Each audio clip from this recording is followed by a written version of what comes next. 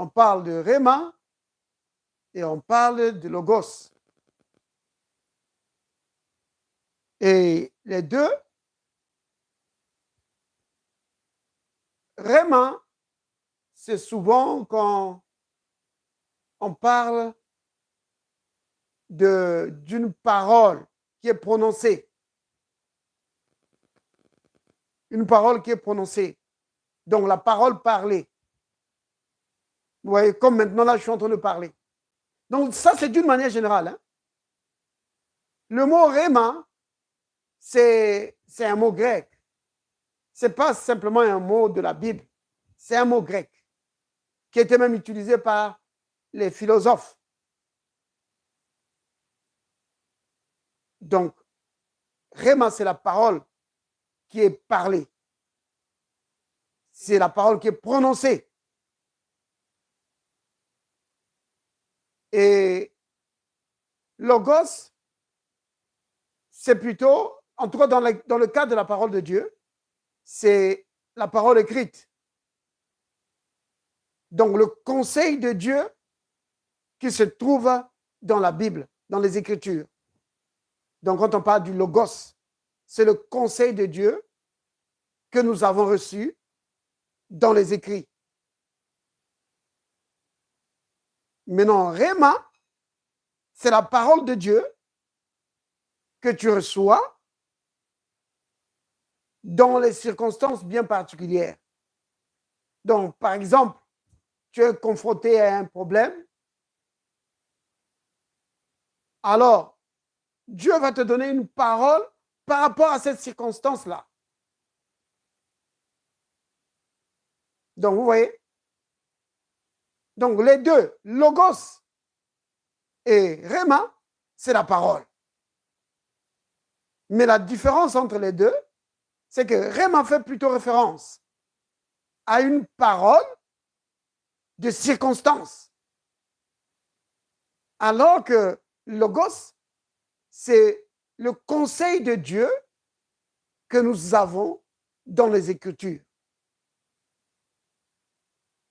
Bien évidemment, en méditant le conseil de Dieu dans les Écritures, tu peux recevoir une parole de circonstance. C'est-à-dire une parole qui va t'aider dans la situation dans laquelle tu te trouves. Donc, à ce moment-là, le logos se transforme en réma. Vous voyez? Maintenant, dans la Bible, si nous regardons dans la Bible, il y a beaucoup de gens qui ont reçu des rémas d'une manière directe. Donc, recevoir le conseil de Dieu d'une manière directe. Par exemple, si vous prenez dans le livre des Exodes, peut-être qu'on va commencer par là. Si nous prenons dans Exode chapitre 14, vous allez voir que Moïse est confronté à une difficulté.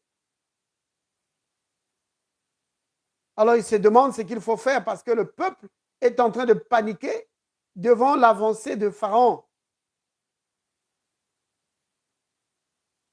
Alors, Dieu va lui parler. Vous voyez?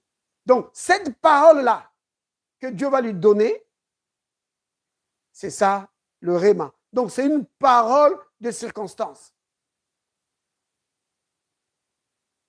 Donc, si on peut voir ici, là, donc, Exode 14, on va commencer à partir du verset 13.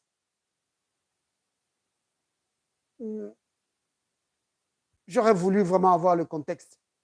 C'est pourquoi je vais remonter un peu plus. Je vais commencer à partir du verset 10. Il a dit, Pharaon approchait. Les enfants d'Israël levèrent les yeux, et voici, les Égyptiens étaient en marche derrière eux. Et les enfants d'Israël eurent une grande frayeur et crièrent à l'Éternel. Ils dirent à Moïse, n'y avait-il pas de sépulcres en Égypte sans qu'il lui fût besoin de nous mener mourir au désert? Que nous as-tu fait en nous faisant sortir d'Égypte? N'est-ce pas là ce que nous te disions en Égypte? Laisse-nous servir les Égyptiens, car nous aimons mieux servir les Égyptiens que mourir au désert. Moïse répondit au peuple, ne craignez rien, restez en place et regardez la délivrance que l'Éternel va vous accorder en ce jour. Car les Égyptiens que vous voyez aujourd'hui, vous ne les verrez plus jamais. Verset 14. L'Éternel combattra pour vous et vous gardez le silence. Verset 15. L'Éternel dit, vous voyez, maintenant ici c'est l'Éternel dit. Donc Dieu ici, il parle. Donc vous voyez, donc c'est cela le réma. Réma, c'est une parole qui est prononcée. Une parole parlée. Comme je l'ai dit tout à l'heure, ce n'est pas réservé, c'est pas uniquement réservé au cadre religieux ou au cadre de la parole. D'une manière générale, réma, c'est une parole qui est prononcée. Alors, ici, Dieu va prononcer une parole. Qu'est-ce qu'il va dire? L'Éternel dit à Moïse, pourquoi ces cris? Parle aux enfants d'Israël et qu'ils marchent. Verset 16. Toi, lève ta verge, étends ta main sur la mer et fonds-la. Et les enfants d'Israël entreront au milieu de la mer à sec. Et moi, je vais endurcir le cœur des Égyptiens pour qu'ils entrent après eux. Et Pharaon et toute son armée, ses chars et ses cavaliers feront éclater ma gloire. Vous voyez? Donc ici, Moïse reçoit une parole de la part de Dieu, lui donnant la stratégie pour vaincre les Égyptiens qui venaient après eux. Donc, Pharaon et son armée venaient vraiment pour les finir, pour les terminer, pour les décimer. Donc, c'était une situation difficile. Le peuple voyait la mort et commençait à paniquer. Comme on l'a lu tout à l'heure, le peuple fut saisi d'une grande frayeur. Ils ont dit, c'est fini, nous sommes morts. Ça peut être une situation à laquelle tu es confronté, bien-aimé. Et tu ne sais pas comment résoudre la situation. Tu as besoin d'un réma. Tu as besoin de recevoir une parole de la part du Seigneur qui va te montrer comment vaincre dans cette situation. Vous comprenez, bien-aimé, pourquoi le réma est important?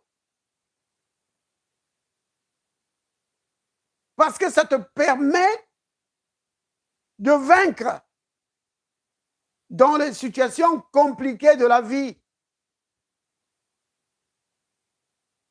Maintenant, il ne faut pas attendre d'être dans une situation compliquée pour chercher le réma. Le réma, tu devrais l'avoir tout le temps. C'est-à-dire dans ta vie de tous les jours, dans ta vie d'enfant de Dieu, tu devais recevoir des rémas tout le temps. Pourquoi? Parce que tu es un enfant de Dieu. Dieu est ton Père, donc tu communies avec lui, tu parles avec lui. Vous comprenez? Donc, si tu es en communion avec le Seigneur par le Saint-Esprit, donc, toi, tu lui parles, lui aussi te parle. Vous comprenez? Donc, le réma, tu le reçois constamment. Maintenant, quand une situation arrive, c'est le réma, tu vas le recevoir comme tu l'as toujours reçu. Vous comprenez? Donc, d'abord ça. C'est pourquoi on a parlé mercredi de cela. C'est reconnaître. Tu dois reconnaître le Saint-Esprit qui est en toi.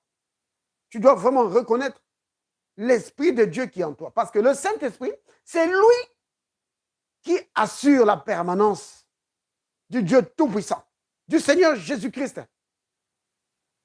dans ta vie. Quand le Christ dit que si quelqu'un m'aime, le Père l'aimera. Et nous viendrons à lui. Et nous ferons notre demeure chez lui. Le Père et le Fils faisant demeure chez toi. Habitons chez toi. Où ça? Dans ta maison? Non. Dans ton cœur. Et comment vont-ils habiter dans ton cœur? Par le Saint-Esprit. Vous voyez?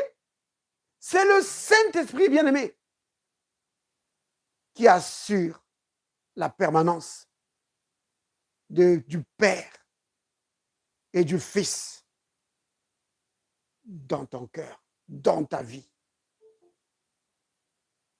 C'est lui qui amène la réalité du Dieu vivant. Le Saint-Esprit amène la réalité du Dieu vivant. Sans le Saint-Esprit, Dieu, ce serait juste une histoire. Jésus, ce serait aussi juste de l'histoire. C'est pourquoi certains doutent. Oh, est-ce qu'il a existé? Est-ce qu'il a existé? Jésus, est-ce qu'il a existé? Mais quand tu as le Saint-Esprit, tu ne te poses pas ce genre de questions. Parce que le Saint-Esprit amène la réalité du Christ dans ta vie. Vous comprenez, bien-aimé? Mais non, quand tu es en communion avec lui, le Saint-Esprit te parle. Vous voyez? Donc, tu reçois des rémas. Vous comprenez, bien-aimé? Et dans le cas de Moïse, il avait vraiment besoin de la parole du Seigneur. Vous vous souvenez aussi, quand, par exemple, le peuple était mordu par les serpents brûlants. Ça, c'était aussi une situation de crise. Oui, c'était vraiment une situation de crise. Et Dieu, encore une fois, lui a donné une instruction. Il lui a parlé. Il lui a dit de faire un serpent d'airain. Vous voyez? Donc, le réma, c'est une parole que tu reçois de la part du Seigneur. Maintenant, tu peux le recevoir de différentes façons. Le premier moyen de recevoir le réma, c'est par le logos, c'est-à-dire le conseil de Dieu qui est dans les Écritures. Parce que logos, chez les philosophes, ils décrivent ça comme étant un discours. Un discours sur quelque chose. Par exemple, quand vous entendez zoologie, eh bien, dans zoologie, il y a zo et puis il y a logos. Biologie, il y a bios et puis il y a logos. Donc, discours sur le bios ou discours sur les zoos. Donc, c'est comme ça. Donc, logos, c'est le conseil de Dieu. Donc, dans le cadre de la parole, c'est le conseil de Dieu que nous avons dans les Écritures. Maintenant, si vous allez dans Jean, chapitre 1 au verset 1, on dit, au commencement était la parole. Maintenant, le mot parole là, c'est logos. Au commencement était le logos. Dieu lui-même. Vous voyez? Donc Dieu lui-même, c'est le logos, la parole. La parole vivante. Maintenant, il a exprimé sa volonté. Il a exprimé ses pensées. Alors, dès que Dieu exprime ses pensées, c'est rhéma. Parce que Réma, c'est la parole qui est prononcée. Maintenant, cette parole, quand tu la reçois, ça peut être une parole de délivrance pour toi, comme pour le cas de Moïse. Mais beaucoup de gens dans la Bible, on a beaucoup de cas, que ce soit dans l'Ancien ou dans le Nouveau Testament, où on voit des gens recevoir une directive de la part du Seigneur. Voilà. La façon vraiment simple de décrire cela, c'est ça. C'est une directive que tu reçois de la part du Seigneur par rapport à une situation bien donnée. Donc, quand tu reçois cette instruction de la part du Seigneur, tu dis, oh, j'ai reçu un réma, une parole de circonstance de la part du Seigneur. Alors, tout à l'heure, j'étais en train de parler des différents moyens. Ça peut être au travers du logos, donc du conseil de Dieu dans la Bible. C'est pourquoi Dieu dit à Josué de méditer la parole jour et nuit. Vous voyez? Regardez, prenons Josué 1, verset 8, ou je peux juste le citer. Comme ça, on gagne du temps, parce que je vois qu'il ne nous reste plus beaucoup de temps. Dans Josué 1, Sœur Rolène, que le Seigneur te bénisse. Sœur Julie, Sœur Hélène, tous ceux qui sont connectés là, désolé, je ne vous ai pas salué tout à l'heure. Donc, on va prendre Josué. Je voulais le citer là, mais je vais quand même le prendre. Josué, chapitre 1, donc je vais lire le verset 8. Désolé, bien-aimé, je ne vous laisse pas lire, c'est à cause du temps. Il y a beaucoup à dire, hein? Ou peut-être on pourra continuer demain. Parce qu'il y a beaucoup à dire sur ce thème, Réma. Alors, Josué 1, verset 8. Que ce livre de la loi, vous voyez? Le livre de la loi, c'est quoi ici? C'est le conseil de Dieu. Donc, à cette époque-là, c'était le conseil de Dieu. C'était leur Bible. Que ce livre de la loi ne s'éloigne point de ta bouche. Médite-le jour et nuit pour agir fidèlement selon tout ce qui est écrit. Car c'est alors que tu auras du succès dans tes entreprises. C'est alors que tu réussiras. Qu'est-ce qui se passe ici, bien-aimé, dans ce passage? Dieu dit, prends le logos. Médite le logos. Ça veut dire quoi ça? Passe du temps là-dessus. Que ça envahisse ta pensée. Que tes pensées soient constamment tournées vers ma parole. Vers mon conseil que je vous ai donné. Le logos. Que ce soit tourné vers ça. Il dit, tu dois garder ça dans ta bouche. Ça veut dire que tu dois continuer à proclamer ma parole. Même si la situation est contraire, proclame ce que la parole dit. Oui. Méditer, c'est aussi s'imaginer. Remplis ton imagination de ce que ma parole dit. Donc, par exemple, dans sa parole, il dit, je suis l'Éternel qui vous guérit. Alors, quand tu remplis ton imagination de la guérison, vois-toi. Donc, si la maladie t'attaque, vois-toi en bonne santé. Ne te vois pas comme quelqu'un qui, la situation s'aggrave, et puis tu vas, et puis... Non! Vois-toi en train de récupérer. Oui. Oui, vois-toi en train de t'en sortir. Et proclame cela. La maladie n'a pas de place dans mon corps. Par l'Éternel, il est vraiment celui qui me guérit. Il est mon médecin. Mon médecin de famille, c'est lui. C'est lui qui me guérit. Vous voyez, bien-aimé?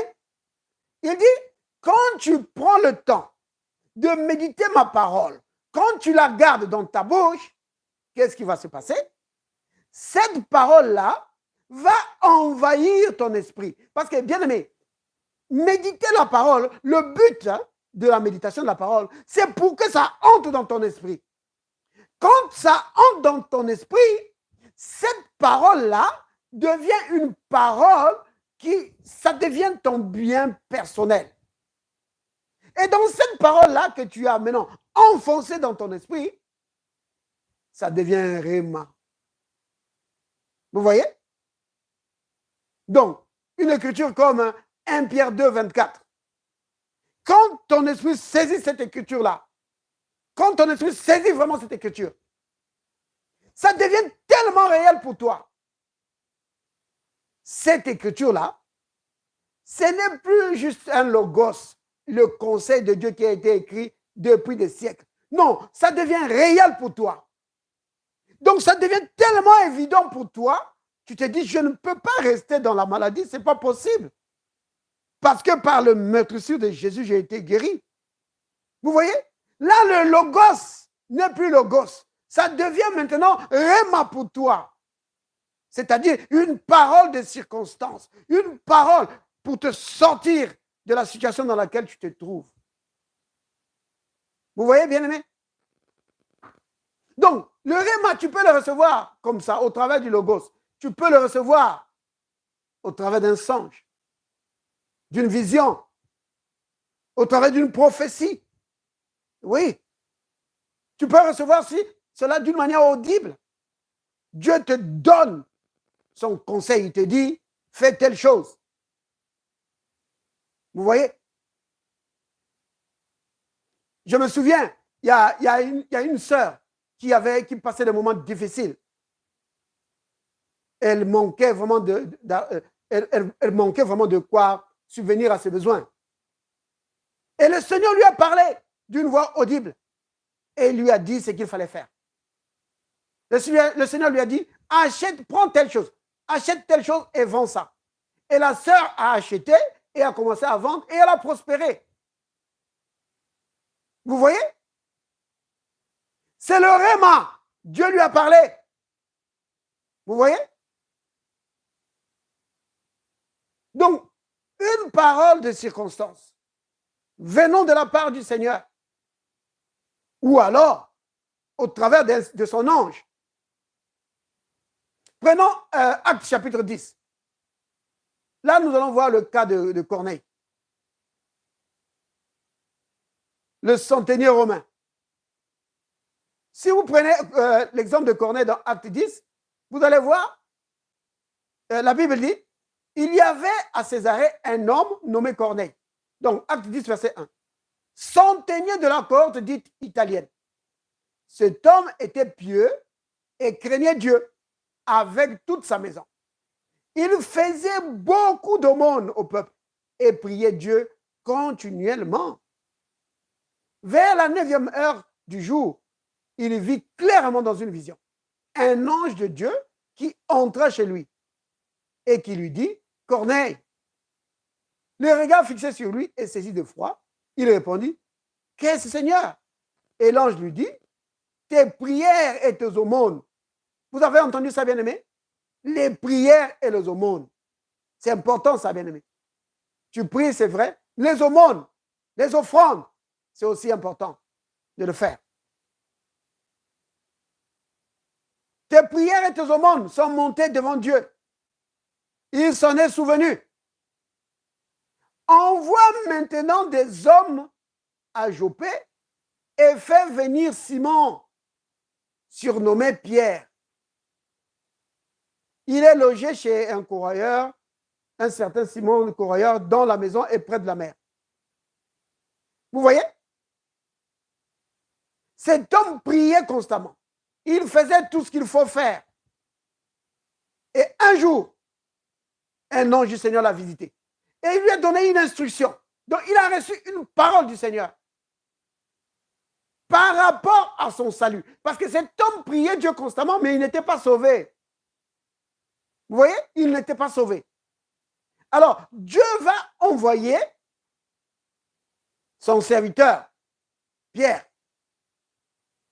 Donc, Corneille reçoit une instruction claire de la part du Seigneur, lui disant d'appeler Pierre. Et dans le cas de Pierre, pour venir chez Corneille, c'était aussi un grand obstacle.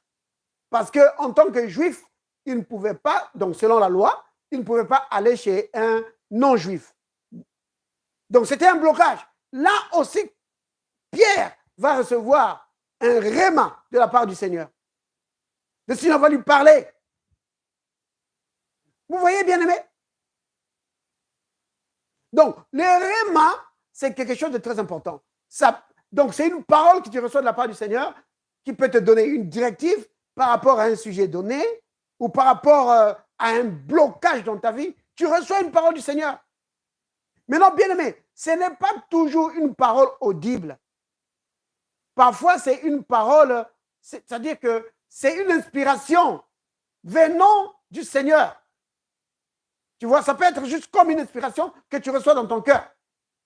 Ce n'est pas forcément une voix audible.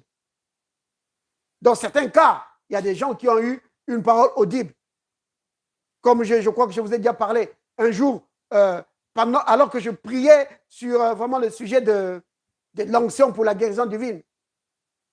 Le Seigneur m'a parlé d'une voix audible et m'a dit, mets l'accent sur la communion. En fait, il a dit comme si, que ne mets pas l'accent sur l'onction, mets l'accent sur la communion.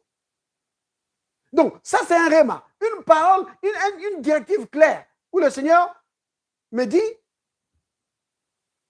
mets l'accent sur la communion, sur l'amitié avec moi. Ne cherche pas l'onction. Sois mon ami. Alors tu vas voir mon onction va se manifester dans ta vie. Vous comprenez, bien aimé? Le réma, c'est capital. Mais comme je l'ai dit tout à l'heure, et je l'avais dit la dernière fois à notre sœur Sylvie, que ce n'est pas quelque chose pour un enfant de Dieu, ce n'est pas quelque chose de rare. Ça ne devrait pas être rare. Ça devrait être quelque chose que tu reçois tout le temps. Pourquoi? Parce que le Christ dit, mes brebis entendent ma voix. Vous voyez? Les brebis du Seigneur sont censées entendre sa voix. Donc, c'est-à-dire, il parle. Et quand il parle, c'est réma. Donc, c'est une parole que tu reçois de sa part. En outre, le Christ lui-même, il dit, dans Matthieu, chapitre 4 et verset 4. Ça, on va le lire. J'aurais pu le citer, hein, mais on va le lire. Donc, c'est là où il parle de la nourriture de l'homme spirituel. Donc, Matthieu 4, verset 4. Le Seigneur dit, il dit, l'homme ne vivra pas de pain seulement. Vous connaissez ça, n'est-ce pas? L'homme ne vivra pas de pain seulement, mais de toute parole. Oui. Donc, c'est le Christ qui parle. Hein? Et en fait, il cite une parole de l'Ancien Testament. Jésus répondit, il est écrit, l'homme ne vivra pas de pain seulement, mais de toute parole qui sort de la bouche de Dieu. Maintenant, le mot ici, parole, c'est réma. Donc, si vous regardez dans le texte original, parole ici, ce n'est pas logos, c'est réma. Ça veut dire quoi ça? Ben, ça veut dire que l'homme vit de toute parole qui sort de la... Donc, ça dit que de toute parole que Dieu te prononce. Donc, comment je peux dire ça? De toute parole que Dieu prononce. Tu vois? Ça veut dire que tu l'entends. Tu l'entends comment? Comme j'ai dit tout à l'heure, ce n'est pas forcément une voix audible que tu entends. Par exemple, tu es en train de méditer la parole, comme il a été conseillé à Josué. Tu es en train de méditer la parole. Pendant que tu médites la parole, le Saint-Esprit va attirer ton attention sur un passage bien donné. Et ce passage-là devient tellement réel pour toi que ça va nourrir ton esprit. Vous comprenez? Si tu lis la Bible, si tu lis les Écritures, juste comme on lit un livre, ça ne va pas nourrir ton esprit. Hein? Ça va nourrir peut-être ta tête, mais ton esprit ne sera pas nourri. Pour que ton esprit soit nourri, il faut que la parole que tu es en train de lire puisse vraiment entrer dans ton esprit. Tu vois? Il faut que cette parole-là entre dans ton esprit. Si ça n'entre pas dans ton esprit, ça ne te nourrit pas. C'est comme nous. Tu peux être dans une maison où c'est plein de nourriture. Mais si tu ne prends pas cette nourriture-là, si tu ne la manges pas, tu vas mourir de faim alors que tu es entouré de nourriture. Vous comprenez? Et c'est pourquoi vous voyez beaucoup d'enfants de Dieu. Ils sont là, ils écoutent la parole, mais ils ne grandissent pas. Pourquoi? Parce que cette parole-là n'est jamais entrée dans l'esprit. C'est jamais entré dans l'esprit. On écoute la parole et puis on oublie. On écoute la parole et puis on oublie. Non, tu ne vas jamais grandir. Prends du temps pour méditer cette parole. J'ai déjà expliqué ce que c'était méditer. Je répète.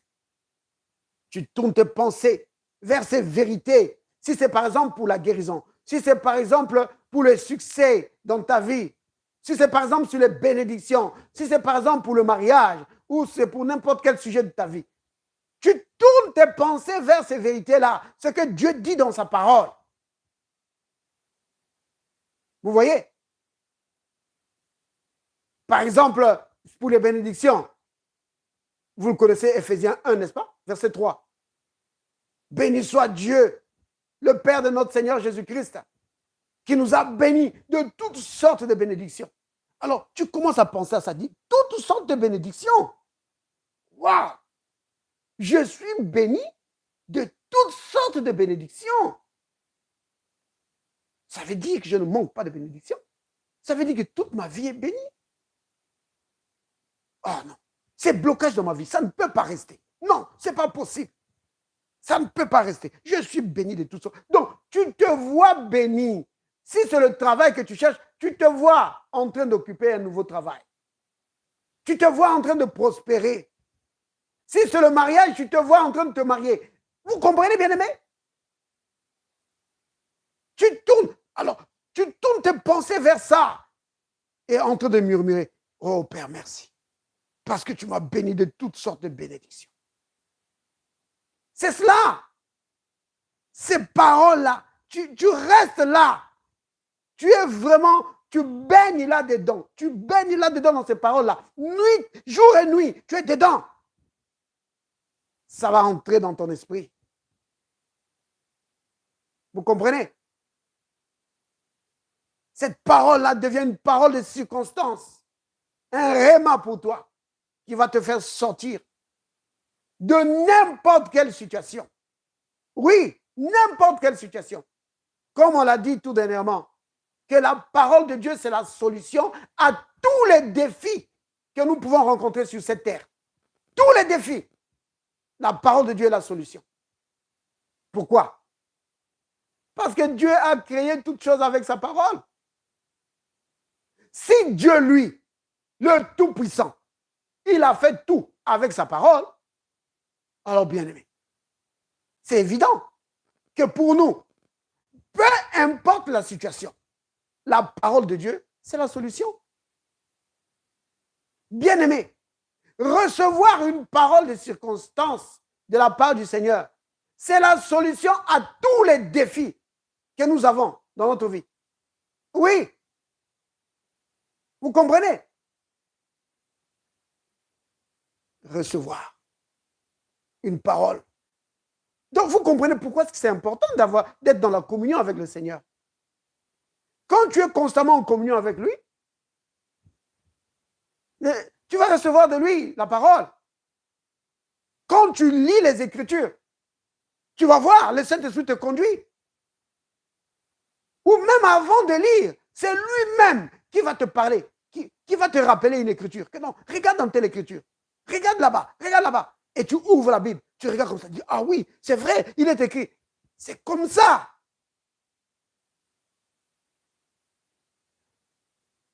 La connaissance du Seigneur, la communion avec le Seigneur, c'est tellement capital, bien-aimé. Et la raison pour laquelle le peuple de Dieu est souvent dans la défaite, parce que beaucoup d'enfants de Dieu ne connaissent que le pasteur, ils ne connaissent que l'Église et ils ne connaissent pas le Seigneur dans le sens de la communion avec. Ils n'ont aucune communion avec le Seigneur. Nous avons communion les uns avec les autres, nous avons communion avec les pasteurs, avec les prophètes et tout, mais aucune communion avec le Seigneur. Donc par le Saint-Esprit. Vous voyez? Et ça, ce n'est pas bien. Donc, c'est pourquoi dans les Écritures, le Seigneur dit que mon peuple est détruit parce qu'il lui manque la connaissance. Vous voyez? Puisque tu as rejeté la connaissance, je te rejetterai et tu seras dépouillé de mon sacerdoce. Puisque tu as oublié la loi de ton Dieu, j'oublierai aussi tes enfants. Le peuple de Dieu manque la connaissance. Quelle connaissance? La connaissance des choses du monde? Non. La connaissance de Dieu. Connaître Dieu. Vous comprenez? Connaître Dieu. Connaître sa parole. Être son ami. C'est cette connaissance-là qui manque. Et pourtant, bien-aimés, tous les enfants de Dieu, je dis bien tous les enfants de Dieu, devaient avoir ça, la communion avec le Saint-Esprit et vraiment la connaissance du Seigneur. Parce que quand tu reçois la vie éternelle, tu reçois aussi les capacités de connaître Dieu. Parce que dans Jean chapitre 17, au verset 3, la Bible dit, c'est le Christ qui parle, il dit, la vie éternelle, c'est qu'ils te connaissent. Toi, le seul vrai Dieu, et celui que tu as envoyé. Vous voyez? La vie éternelle, c'est ça. C'est connaître Dieu. Oh, bien-aimé, c'est tellement important pour nous. Pour chaque enfant de Dieu, la communion avec le Saint-Esprit. Quand tu es en communion avec lui, il va te conduire dans toute la vérité, comme le Christ l'a dit. Il va te conduire dans toute la vérité. Il va te révéler la parole. Quand tu lis la parole, les rèmes, tu les reçois, mais tout le temps.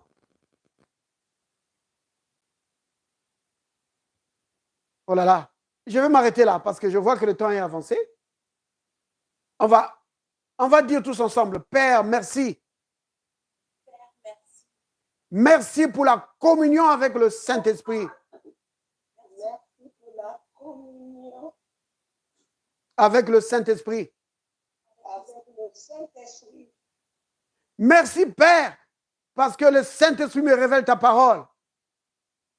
Merci, Père, parce que le Saint-Esprit me révèle la parole.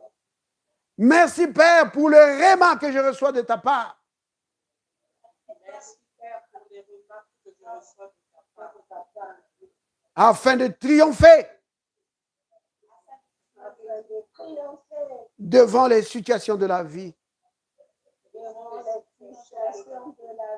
Au nom de Jésus. Amen. Alléluia.